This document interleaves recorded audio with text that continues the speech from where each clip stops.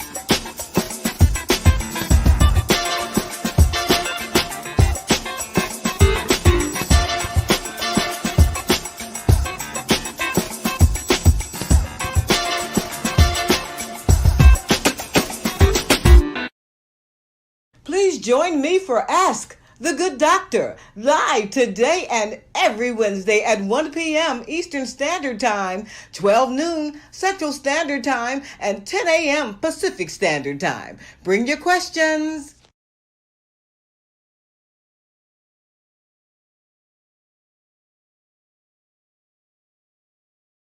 Needed to flourish. So when you're talking about the cure to the causes, that, how you've survived horrible things like the cancers in your life, and like you say, at a young age. Were you in your 30s at the time?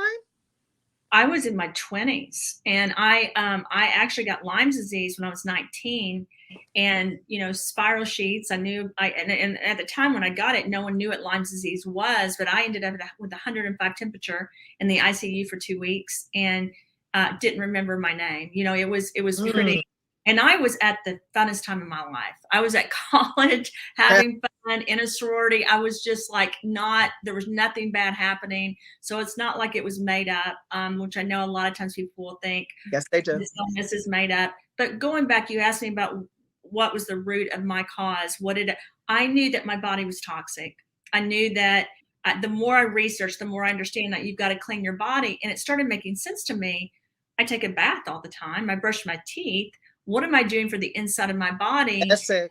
Yeah, but it was something, and I'm sure you know this, that you really didn't learn in school. Mm-hmm. And it was weird. It was like looking at black cumin seed or looking at curcumin turmeric. There's so much research on it, but they don't teach it. No. And so that's where I became very dedicated to, I'm going to produce formulas that are going to help people. And people have, like, I never got attacked when I was on the pharmaceutical biotech side. I was like a star, right? They treated me amazing. When I started doing my own things, lawsuits were thrown. They didn't like what I was saying. They didn't like my formulas. And then my comment, and especially, I would love for us to spend more time together, because as a female, mm-hmm. as a woman, you can't be quite as smart, right? Or you can't do 5 different things, which was shocking to me, because I knew all these, being in Nashville, Tennessee, this is the healthcare mecca of the world. I knew all these men that were in so many companies, and I respected them. So why can't women do that too? Yes. And so I'm sure being a minority, it's even harder. I'm just being honest. Things have not changed a lot, right? No, they haven't. Things have not changed a lot. So it was very hard for me. Here I was trying to help people. And my comment was, if you don't like my products, don't take them. If you want to do another one that you think is better, then please do it. I'm here to help people and to provide solutions.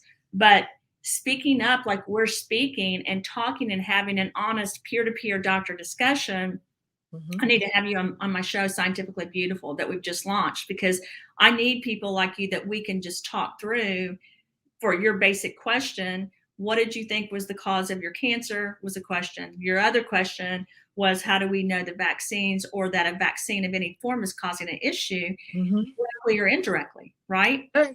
It's a discussion no one even wants to have. Sure don't. And I'm not against vaccines. So I'm like, why can't we just have a peer-to-peer discussion? Because as scientists and doctors, our whole path has been, let's debate, let's find a reason. And now all of a sudden, we're not supposed to discuss what could potentially hurt people. even if the answer is this did not hurt anyone, Yes. you should have that discussion so that you can look out for people, right? And have an honest, healthy discussion. That's true.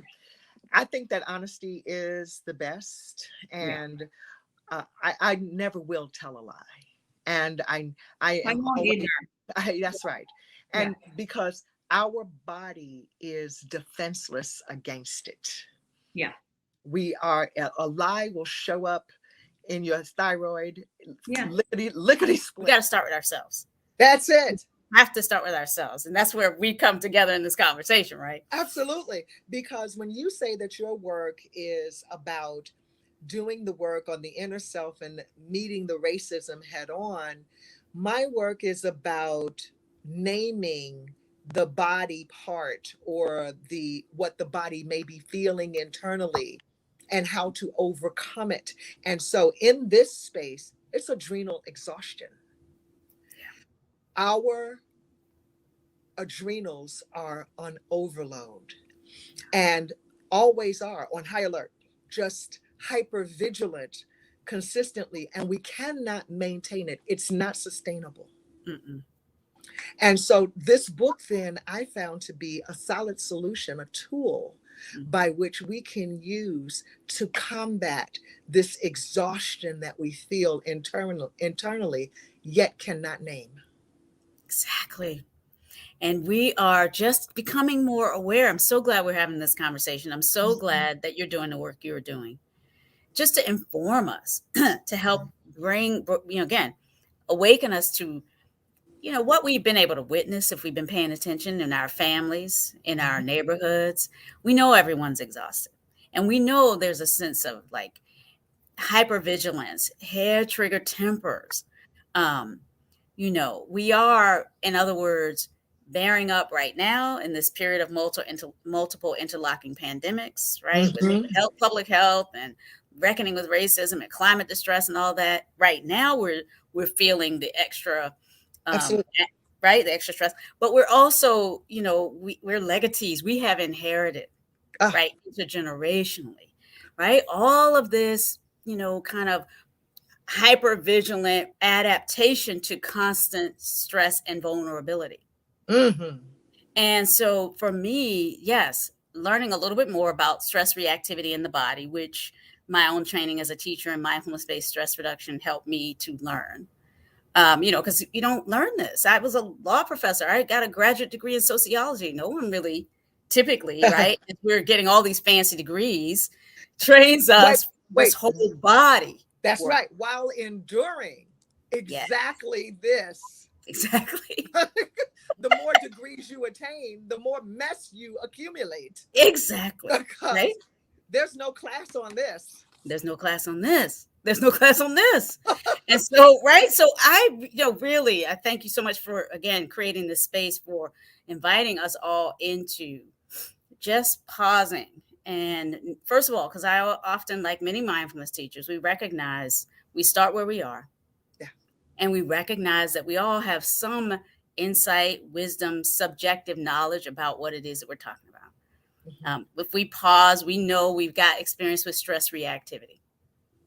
Think of a time when we've really found ourselves being triggered by some comment, some microaggression, something we saw on the news. It could happen to any day, any hour, right? This is a journey, not a destination. And if I'm healing, that means there's people along the way that I can also help to heal. Yes. Yeah. You're doing just that. What was your transformative moment in it to help you transcend? Oh, you're bringing me there. So I could envision it. I was on the mat. My ankles were killing me, LaJoyce, like hurting me. Don't know why. And I said to my instructor, my yoga teacher, after that, my ankles are hurting me. And she said, that's where your trauma is. Yes. You have to work through your legs to get to the rest of your body. That's your trauma. And so I think that was the moment I realized that, wow, I had been holding this. And so, that snap, crackle, and pop in your ankles and so forth, and the lower extremities, I had that. But no one ever told me what it represented, right? Oh, So I had to work through that. I had to journal that. I had to become stronger in that. But more than anything, I had to sit in it. mm. And that is when I knew that this was a marriage made in healing. Oh, well, okay. I need you to say more because you said a mouthful so far. Thank And you. the trauma part of it, what I know as a naturopathic practitioner, I know that if you have pain in the ankles, that signifies a fear of moving forward. Mm-hmm. That, and like you say, the trauma. So the fear that gripped you from moving forward. Yes, she was right about the trauma. I want to know who that was who was able to diagnose you properly, because a lot of people are unaware Mm-hmm. that the body holds on to trauma. The body talks to you. The body talks to you. And one of the things, and a good friend of mine, and my therapist said to me, I've had the same thing I was talking about. I was married for 19, God dang. Ugh. I think it's 19. I don't even remember now, but it was a long time. Uh-huh. I'm going to say that between 60, it was like 16 years, honestly. But we were together for 19. And so one of the things that I remember is always wanting, but never having the courage to advocate, to say, I'm ready to end this. Oftentimes when you become divorced, your marriage has ended years prior to you pulling the plug. Come on So now. because I wasn't pulling the plug or living authentically, I was carrying it in my feet. I was carrying it in my ankles. I was carrying it in the back of my legs. So when I got on that mat and I made the commitment that I was going to become certified, was the same day I went home and asked for a divorce. So talk about the marriage. Who found me? We found each other, and we've been healing together. So that is it, So now when I spring forth that joy in my ankles, when I rock my shoes, people think it's because it's something else, but it's because, the metaphor of feet and shackles are no joke. I'm not saying that I was shackled in my marriage. I'm saying mentally, my soul was not authentic. And that's a shackle in itself when you can't be authentically who you are to show up for who you are. And that person that you're looking at in the mirror, that reflection knows that you are not giving it your all. You carry all that stuff throughout your body. Yes. And that's what was happening to me. Not to mention what we're carrying generationally. The pathology of it never lies, right? Can we speak about that? Please do. And one of the things I've learned as a yoga instructor is when I'm instructing someone on the mat and they tell me, they go into child's pose and they start to bawl. Yes, they they're finally having the opportunity to surrender, because as women, I know it's Women's History Month, but also our men and our children don't have that opportunity just to acquiesce. Yes. To be. And so you carry all this stuff from your mother's mother's mother and your father's father, and it meets you on the mat, because on the mat is the place you're able to surrender to yourself and to a higher calling. And so you're able to now unpack everybody's stuff that you've been carrying and realize, like, it really is not for you to carry, but you got to do the work in the trauma to be able to get up from the mat and be able to stand still and do a forward fold. Oh my gosh. And if it doesn't find you on the mat, it'll bite you square in your behind. Oh, it'll trap you. It will trap you. It will suffocate you. It'll give you anxiety. It will give you trauma. It will give you chronic diseases. It will give you diabetes. It will give you everything that you don't want to hold on to, because you get these signals, right, that something is amiss. That's right. What happens is we're not used to tuning in. And as a Black person, as an African person, we are predisposed to everybody else's stuff. Oh my gosh. Generationally. So we carry it in our shoulders, on our head, our third eye, right? In our booty, in our belly, and then the legs. And then there's nothing left for you. So you're walking around hurt. And that was me. So I had to take a big step and own my stuff and say, okay, what are you going to do next?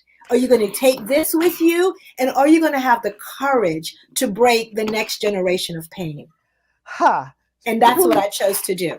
To your point, I want us to watch this clip where this doctor succinctly discusses this very topic of generational trauma and the fact that it is absolutely positively real. Watch this. Okay. So we see the numbers and we see that Black people are overrepresented, that the numbers are high. And I know there's reasons dating back to slavery for that. But if you could talk about kind of where we are now and what societal things or physical things or whatever it is, your specialists tell us why we are in the position we're in. Well, definitely, as you mentioned, slavery, generational trauma is real. When a group of people suffer the type of trauma that African Americans have suffered generation after generation, that trauma is actually passed on, not just in terms of our emotional state and the way that we deal with crises in our environment, but actually genetically. Trauma has an impact on our very DNA. And so we really have to give credence to what has happened to us under this continued pressure. So generational trauma is a major issue, but also we are overrepresented in many groups that are high risk for mental illness, including people who live below the poverty line, exposure to community violence, foster care. There's so many areas where mass incarceration, where African Americans are overrepresented in groups that have been known to have higher rates of mental illness. And so we really need to be stepping up our interventions. But unfortunately, we have had difficulty having our community access culturally competent care. And that is a real challenge. Okay. Okay. Right on the spot. Right on it. And the culturally competent part is also a part of the work that you do, because honestly, yoga, soulful yoga, is care for the soul. Yeah. At the same time, it's caring for your soul while honoring your ancestors. And why I chose— wait. What do you mean by that? Honoring people.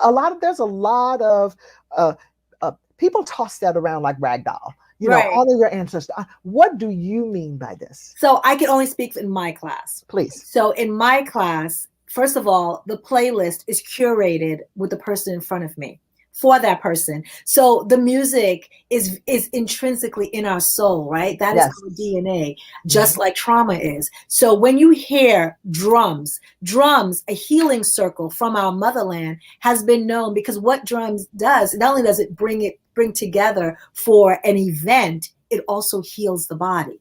So when you're in my class and you're doing a forward fold and you hear the sound of drums, whether it be a playlist or whatever, you envision somebody beating on your back, getting out that pain, that stuff that you're carrying. That is the soul of it. When you hear a Nina Simone in your fingertips, that means you're able to elongate that arm, extend it, because when she says and talks to you, you're pulling it in, what she's talking about, because she is seeing you, even though it's the music. But music, as you know, is a universal language for healing and communication. So in my class, I curate a playlist that I know is about edifying, releasing, detoxing, but empowering.